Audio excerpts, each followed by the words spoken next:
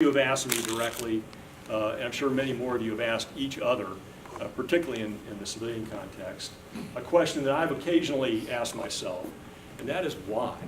You know, why do you do this? You know, is it that you love coming to work tired on Monday mornings, you know, and kind of slogging through the week? You know, is it the hope for fame and glory like soldiers get on TV? Is it the crazy money that soldiers get? And as I dig deep into my own soul, what I realize is I have just always loved being part of a team. I've just always loved locking arms with the men and women on my right and left in pursuit of a common goal. Doesn't matter whether it's on the field of athletic competition, high school coach Yeager Marks will tell you. Doesn't matter whether it's in private practice, getting ready for a trial, dealing with a big complex legal issue. Doesn't matter if it's in our neighborhood, you know, with my neighbors clearing the junk off our little pool area, getting ready for the summer. I've just always enjoyed being part of a team. So imagine being part of a team of 1 million.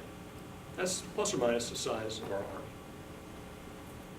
Imagine being part of a team of 1 million where everybody on the team knows what the common goal is. Everybody.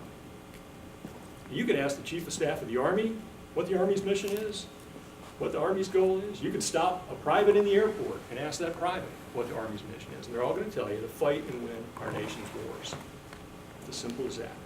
A team that big with one common goal.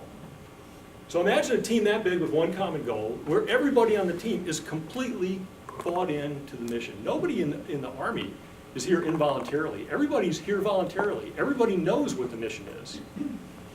That's what they're here to do.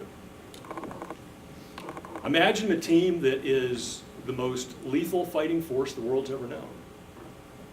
Not the Huns, not the Mongols, not the Spartans, not the Nazis, the Imperial Japanese. Nobody is as lethal as our United States Army. Now, that's pretty heady stuff. Being a part of that team feels pretty darn good. But imagine being a part of a team that lethal, that powerful, that could impose its will, but most often does not. A team that's so powerful that it allows our civilian leaders, our diplomats, to negotiate around the world from a position of strength, not weakness. Imagine being a central part of the irony that the most lethal fighting force the world has ever known is also the greatest catalyst for peace and stability the world has ever known. That is an amazing feeling. But it's just a little bit more than that.